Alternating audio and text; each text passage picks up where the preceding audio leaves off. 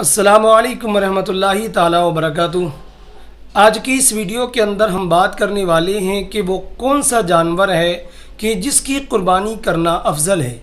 चूँकि जानवर बहुत सारे अक़साम के होते हैं, तरह तरह के जानवर होते हैं, तो किस जानवर की कुर्बानी करना अफजल है, आज की इस वीडियो के अंदर हम इसी ताल्लुक़ से डिस्कस करने वाले हैं।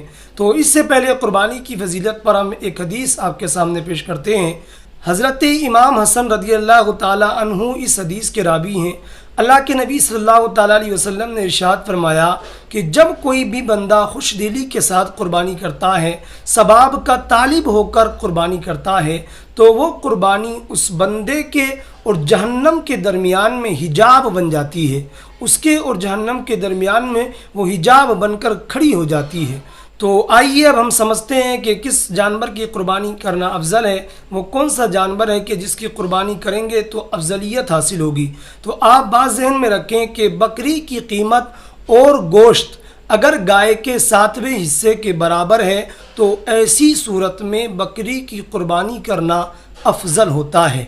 लेकिन हाँ, अगर गाय का 7वां हिस्सा बकरी की कीमत और गोश्त से ज़्यादा है तो ऐसी सूरत में गाय की कुर्बानी करना अफजल होता है। लेकिन अगर गाय के 7वें हिस्से की कीमत और बकरी की कीमत बराबर है, इसी तरह अगर बकरी का गोश्त और गाय के 7वें हिस्से का गोश्त बराबर है तो ऐसी सूरत में जिसका गोश्त अच्छा होगा उसकी कुर्बानी करना अफजल है। और अगर गोश्त की मिकदार में फ़र्क है तो ऐसी सूरत में जिस जानवर के अंदर गोश्त ज़्यादा होगा उसकी कुर्बानी करना अफजल होता है। मज़ीद हम बात करने वाले हैं कि कौन सा जानवर किससे अफजल होता है। तो आप याद रखें, जो दुम्बा होता है वो दुम्बी से अफजल होता है, इसी तरह जो मेंढा होता है वो भेड़ से अफजल होता है, जबकि ये दोनों कीमत और गोश्त के अंदर बराबर हों। इसी तरह जो बकरी होती है वो बकरे से अफजल होती है।